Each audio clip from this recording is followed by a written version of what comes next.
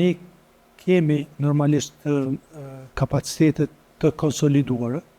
Përgjithësi, gjatë vitit kaluar krahas reformave tjera, kemi bërë edhe rekrutimin e 107 zyrtarëve të rinj.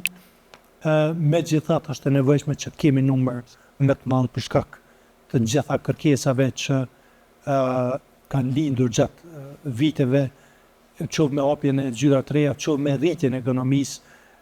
Nëse krahasojmë me vitin 2008, ne kemi pasur 2 fish më shumë dërgesa në eksport dhe në import, ndërsa që staf që nga viti 2008 deri në vitin e kaluar ne nuk kemi rekrutuar.